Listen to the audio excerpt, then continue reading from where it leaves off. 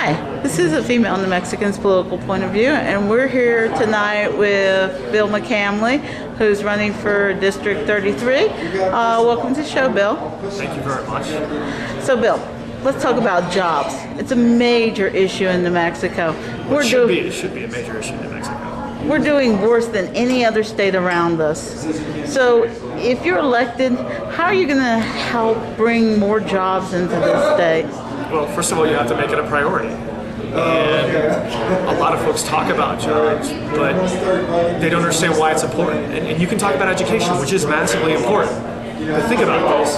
If we're not creating work for folks here in the state, we're taking all that money. So over 50% of the state's budget goes into either K through 12 or higher education. So our kids are going, they're getting educated, they're working themselves up, and then they go try to find work. And if they can't find it here in New Mexico, which a lot of people can't, you move. You move to Dallas, you move to Denver, you move to Phoenix. And a lot of people do that because they want to get out, they want to try something different, but some of them want to move back. If you can't move back and find a job, what we are doing with our tax money is subsidizing the workforce in neighboring states. And so when we're talking about public policy, what makes for a better situation for all the folks here in the state, you got to talk about education, but you also got to talk about creating work for those people so that when you get out, you can stick around, and that's vitally important. Okay, you're in the southern part of the state, Yeah. and we're seeing a flourish of progressive democratic activity down there. So, do you see Las Cruces becoming more of a center for getting Democrats elected to some of these positions? Well, I hope so. We have a lot of really good people running for office down there, and we are the second biggest city in the whole state. A lot of people up here forget that. We have 200,000 people in our county.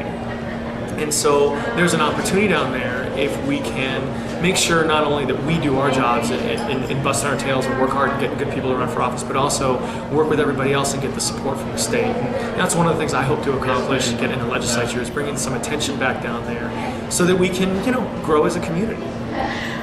You're near the oil patch, as they call it. Not really. Close enough. We're 3-hour drive away from the nearest oil patch. So, We're about as far away as you are. what's the take on the energy down there? Well, in my area, it's not as huge a deal, except that we're starting to talk about other things. So, for instance, on our West Mesa in Las Cruces, we have a huge biodiesel research facility. And that, I think, has some legs. And, you've got a lot of areas around there where if we had the transmission lines, we could do solar. And so making those things work is going to require investment, both in research, in transmission, and also trying to do storage. I mean, that's one of the biggest problems with wind and solar, right? So even if it's sunny all day, during the night, you're not producing anything. If I have a windmill, if there's no wind coming, I'm not producing anything.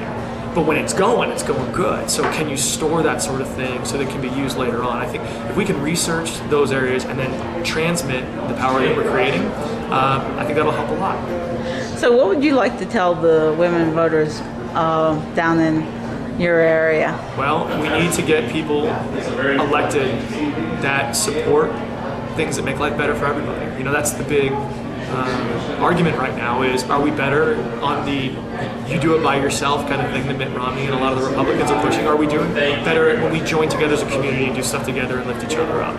And I think those are the kind of conversations we need. And we need to be specific. So if we just cut government, cut spending, whatever, things like La Casa, which is the domestic violence shelter down in my area, don't get funded. So if I'm a woman and I'm getting beat up bad, and because of this whole small government, small taxes mantra, I can't go find a safe place to be, that's not what our society is about. That's not the sort of things that I support. And I think we've got to come together and really look and say, how do we come together as a community, grow as a community, do things as a state, as separate communities, and that's how we make a better environment for everybody living here. So, and I think I got to go pretty soon because I got to meet these guys. So what's the last thing you'd like to say to the voters? Well, I always tell folks that any politician that tells you they're going to agree with you on every issue is a liar, and I'm pretty bad at it. So I work real hard at this stuff.